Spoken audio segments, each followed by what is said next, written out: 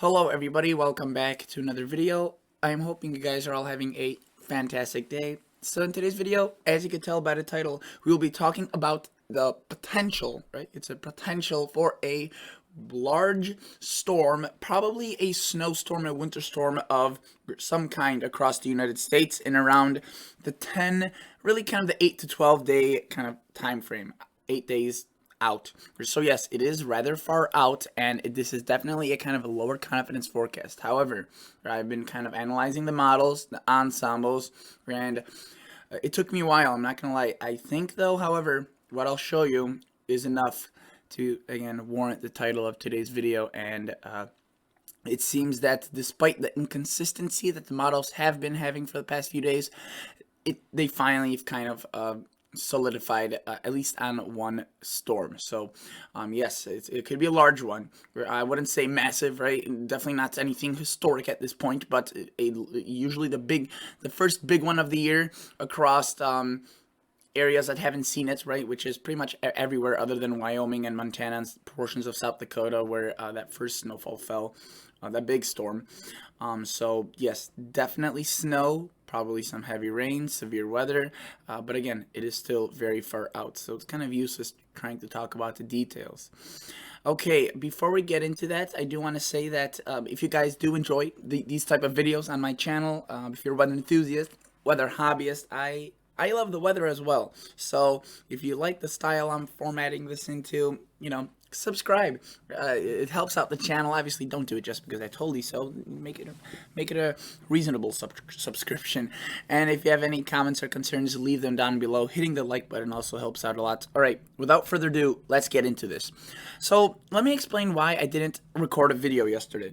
The reason was because I was looking at these weather models, and I've been kind of saying this for the past few days if you've been watching these videos, that the models have been rather inconsistent and extremely unconfident about really anything, just jumping all over the place. And it made a video kind of yesterday, making a video really hard. I did record one, right? I got to like 8-9 minutes, but upon kind of just looking over it, I was like, no, I can't bring this up because there was just it was such a poor formatting. I just couldn't decide on what to talk about. The models, if there was a snowstorm, right, or winter storm, some showed it, some didn't. Not enough to make me confident in it. And I was like, let me just wait one more day. And I'm glad I did, because today the models kind of have trended towards a more kind of direction where we have more evidence, right, to make a video on, which is what I'm going to show you right now. If you don't know, the GFS model runs out 4 times a day. Once at 12 o'clock, once at 6, and once at 12, and once at 6 again, with the respective AM and PM differences. Now, this is the one today at noon, right? And let's see what it shows. So up until really, the rest of this week, generally quiet, no big event. The Northwest will be active. The southern United States could be seeing some pretty big rainfall. By the way, there could be a chance for a nor'easter to occur across the United States. Okay, and I'm not making a video about this because that, again, is extremely low confidence.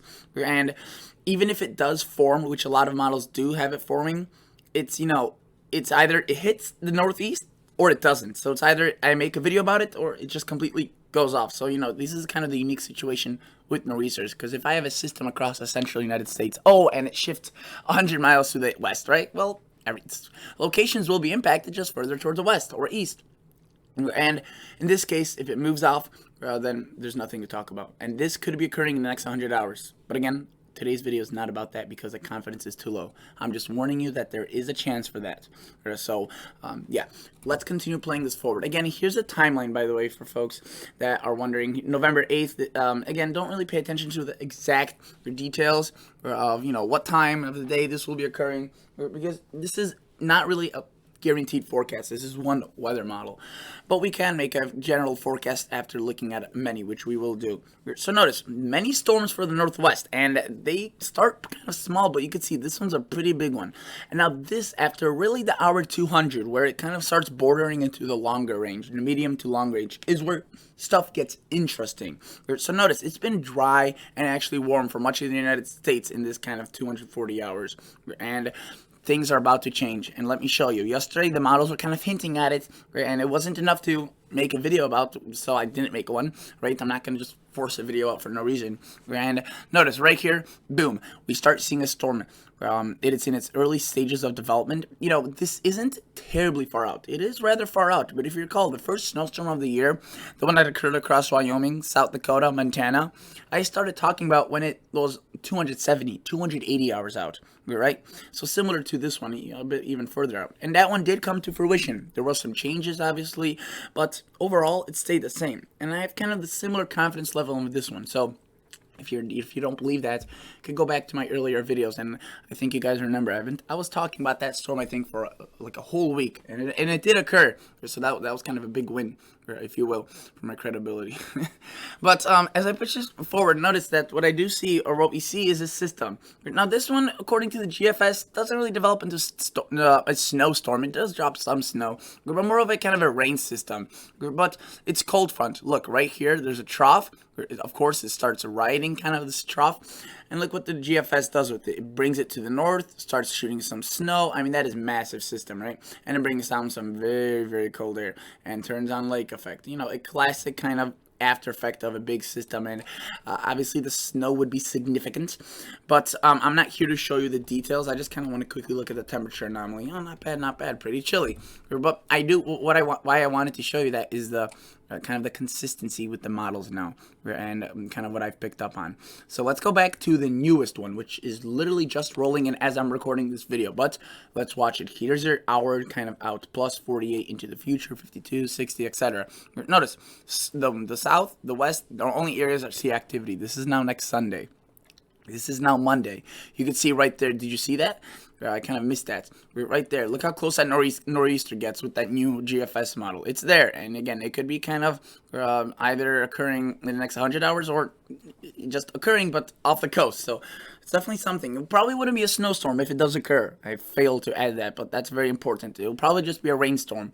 You know, still a storm, but just not a snowstorm. Maybe across extreme portions of New England and into southern Canada, there could be some snow. But again, look, we have a very large system move in. Did you see that? Keep saying that. There's a lot to observe. Look at that, 961 millibars. That's a beast. Almost like, again, a bomb cyclone potentially. And you can see it drops a lot of rain, snow, and around that same time frame, 200, 240, that medium to long range, this model, your GFS model, starts developing a system. This first one, more of a rain system. Again, the snow is far to the north because of the lack of cold air, but again, does drop some snow for extreme northern Minnesota and Canada maybe. And then look, we have this little low pressure. It comes out of nowhere. It's potent, however. And look what it does. Around the 240 hour, we have quite a bit of cold air, and of course it takes advantage of that, and boom, it starts snowing across much of southern Canada, UP, Minnesota. That's already a pretty significant storm, but look, the GFS, it keeps going. Shows another one further towards the south, develops it into another beast, and it rides off with more cold air, very potent lake effect. I mean, that is a pattern that is extremely exciting. And yeah, it's consistent. That's why I wanted to wait for this evening one, where I didn't record at 4 or 5. I needed to record at 6 because that's when this model came out. And, you know, if it kind of just disregarded and didn't show any storms, I would have been like, well, poop, I don't know how to make, I probably can't really make another video. But the consistency stayed, and yes, my confidence has ticked up. I want to see what the morning one showed, because honestly, I don't know, because I didn't check this one. I was still sleeping, and then I just, before I logged on to Tropical Tidbits, the new one was available. But I'm pretty sure this one did agree with the rhetoric of the past two models, if you will. So again, not much activity. It does show that nor'easter, but again, you can see this model showed it further off the coast. We do have the activity across the northwest. Nothing comes of fruition from that up until around that, again, that 200-hour time frame. We start getting that moisture coming through. You have a very strong system moves through, and then look, yep, around that same time frame, we have a system. Now, yeah, this one's a different formation, right? They're all different formats, and that's the thing, guys. I'm not going to give exact snowfall amounts for locations, because you could see every model had a different storm. It's just that they have a storm, and that's kind of already a big deal because of how unconfident the models are. And then we'll start going over the details as the time comes in. That's one system. Look at this beast moving in.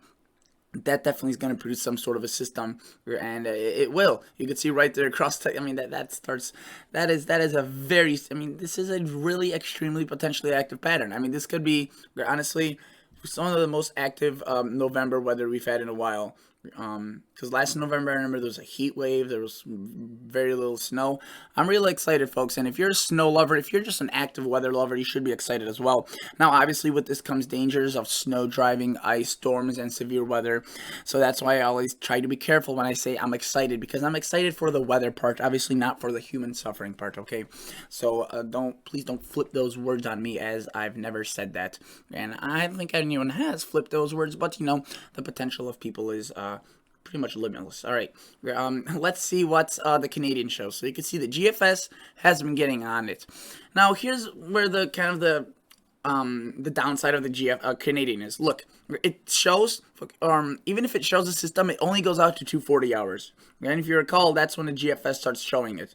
So we won't really be able to see a storm, which is why this is kind of far out, but which is why this is a bit risky. But let's see if the pattern is similar to what the models show up until that 240. So again, we're mainly the same, quiet, other than the south and really the west. Keeps that nor'easter off coast.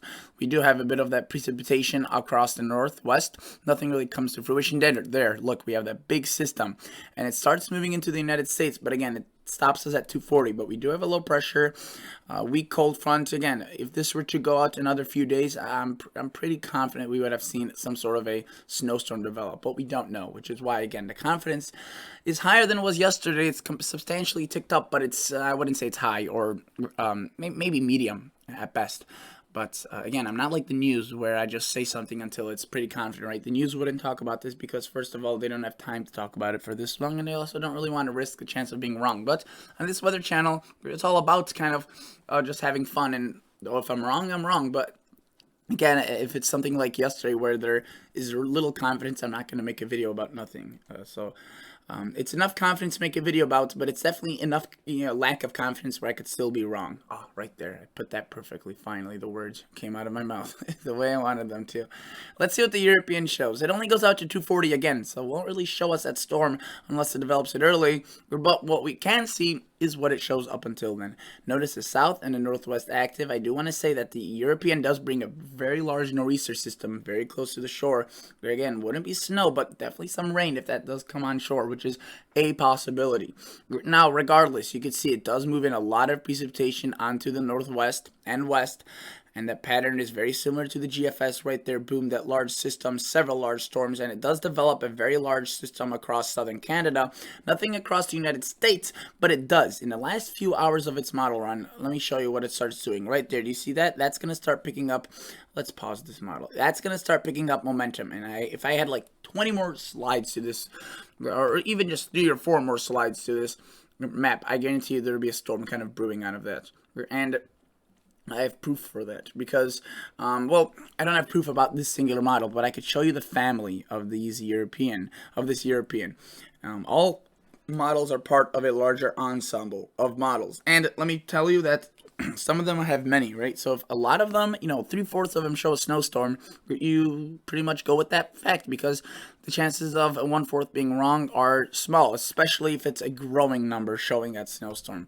And using this website, I can do that. I can show you how many European members show a snowstorm, how many don't, and I have the ability to do that because these go out to 384, while this one goes out to 240. So we will be able to see, but I think, again, it's only a matter of time before the European shows that system because as closer we get into time, we have more kind of range on that. And again, it shows the system just way off further towards the north, which some of its ensembles do. So this is hard to show because I'm not really looking at snowfall, just about like the storm. So as I put this forward into motion, I kind of want to scan over just the time frame of interest. So I'll just click on individual models and show you what they play out, right? These individual ensembles. So bear with me. This may be a bit messy, but I think it'll provide a very good representation of what may happen, all right, or what the current thinking is with them.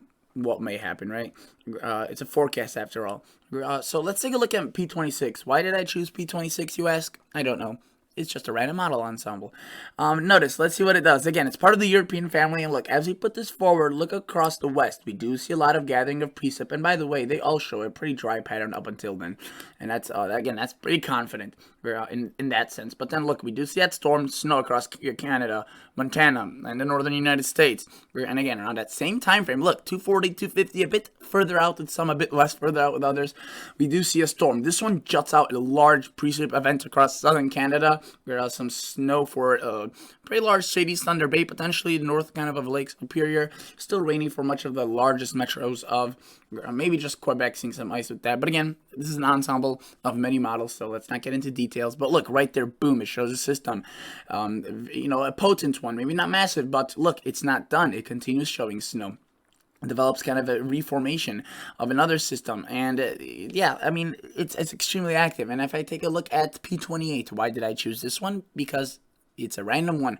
I don't have these cherry picked up. Okay, so let's take a look at this P28 model, and what I want to show you with actually as many ensembles as I do show you, that they all show a storm moving into the northwest or west at really just the west, right? The location exactly differs, but they all show a system around that same time frame, and it's massive. But where they start really disagreeing is what they do with that storm. Some develop it into a large storm across the southern Canadian area, the prairies. Some develop into a large blizzard across the central United States or the southern United States or a nor'easter of some kind, right? So there is a lot of differences in that, but let's take a look at this one. Look, there's that system across the northwest. Look how powerful that is. Extremely tight millibars, and once that does make landfall into the northwest, obviously it drops shovelfuls of snow across many of those locations, and once it reaches out into the plains, you can see this one doesn't really develop it across say the upper Midwest,